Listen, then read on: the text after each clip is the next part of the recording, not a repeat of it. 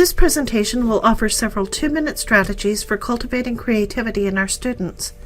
The strategies presented here are brainstorming, viewpoint, conscious self-deceit, also known as the what-if questions, and forced association.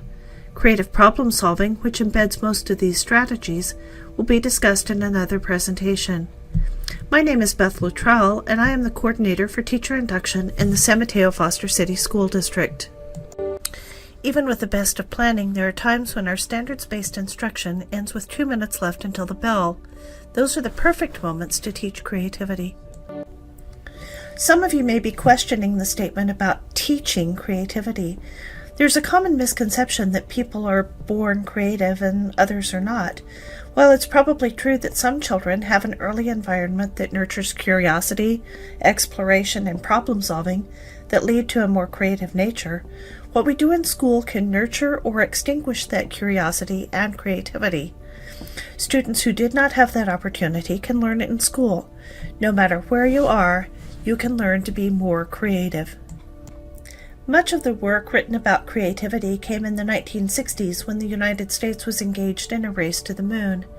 Gallagher and Torrance were principal authors of that early work, and most of these ideas have their origins there.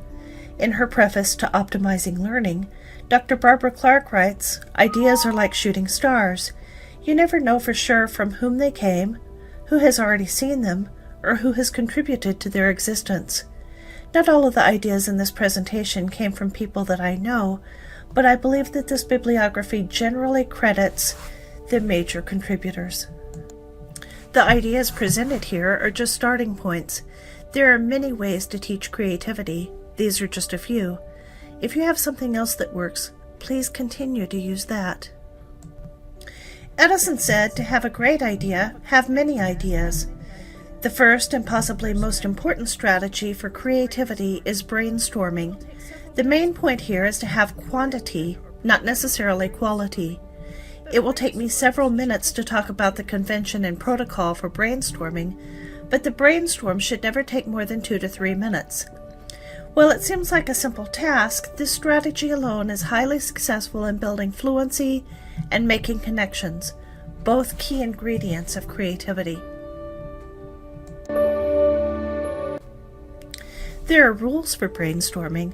Let's consider this portrait, painted by a famous painter. It follows the rules for portraiture of that time, and by mastering those rules, this artist was later able to break those rules and create a unique style.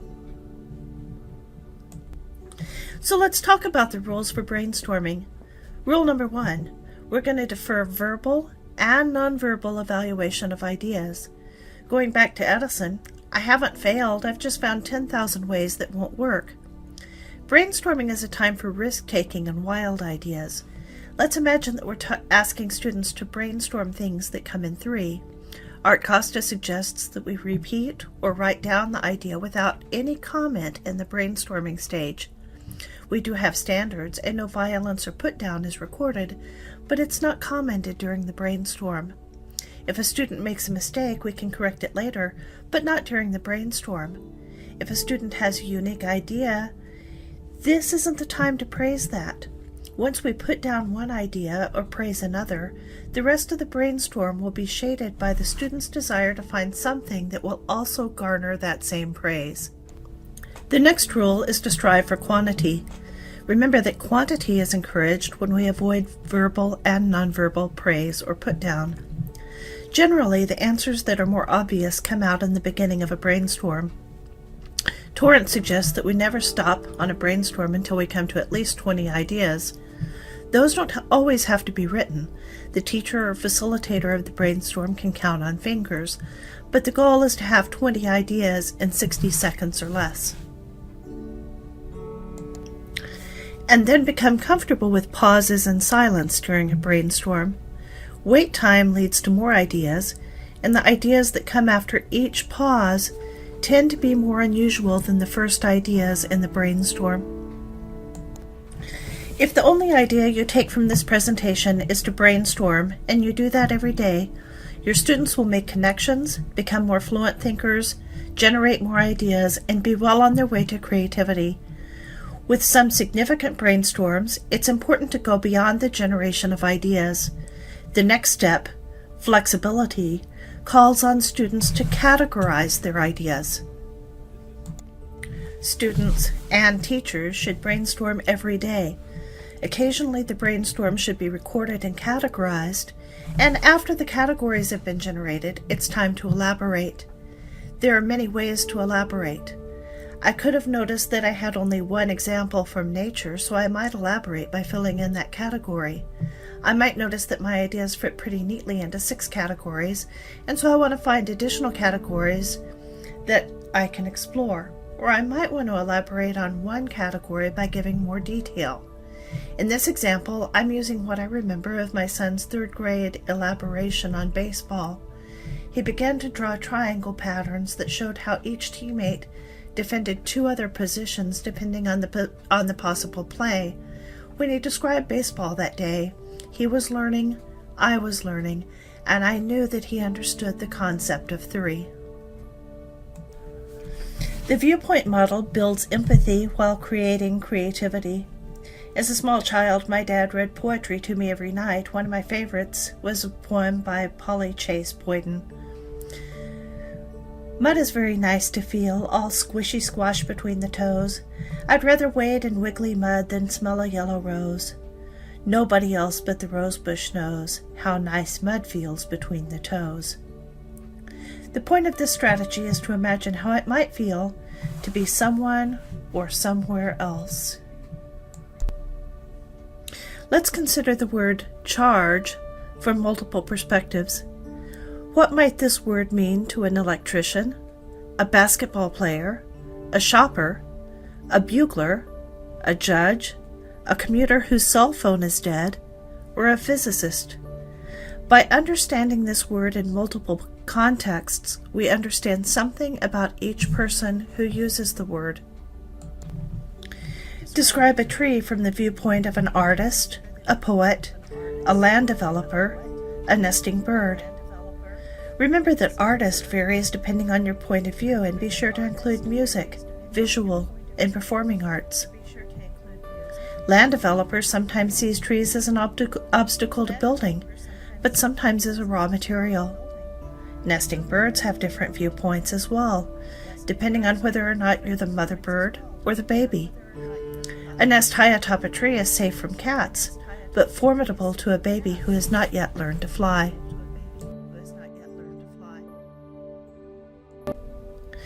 In a seminar a few decades ago, Roger Taylor suggested that as parents we tend to edit out the what-if questions and call our children back to reality. But creativity is the act of making the impossible possible. This strategy asks us to consider impossibilities. Every time I went to a workshop and learned a new idea, I would try it out at the dinner table. I remember when I came home with this strategy and I asked, "So what would happen if pigs could fly?" My son's eyes lit up and he said, "We could have everything we wanted." I asked, "What evidence do you have to support that claim?" And he responded, "Every time we ask for anything, you say, 'You can have that when pigs fly.'" A student in my class that year was excited by this possibility and approached the question from the viewpoint of a zoologist and discussed the changes in the muscle and skeleton system by comparing the skeletons of several birds and mammals. Another student approached it as a question of gravity, for in the space station, pigs probably can fly. So what is your answer? That's the beginning of creativity.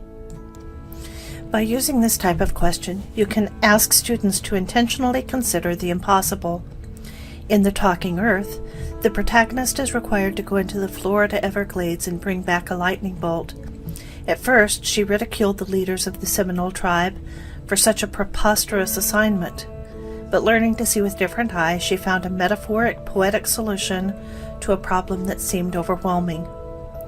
These what-if questions, when we consciously self-deceive the intellect and trust the intuitive, are springboards for creative productive thinking and creative problem solving, which will be discussed in another module. The point here is not to find ways that friends use salt, but rather to find how these two unrelated items or ideas are similar. For example, salt is like friendship because they make life better. They both preserve. Salt preserves food, and friendship preserves the soul. They come in all shapes and sizes. They're one of the components of tears. Or a little is a good thing. Too much can cause a heart attack. It's important to remember that just as in brainstorming, we don't stop when the obvious answers are articulated. As you start with this, you might take two concrete ideas from different parts of your day or syllabus and compare them. How is this math problem like a character from the book or article that we are reading? As students become more facile with a strategy, take one concrete idea and compare it to a concept, an abstract idea. How is the periodic table like justice? In my classroom, we had a brown bag and wrote important ideas related to the curriculum we were studying on cards that were placed in the bag.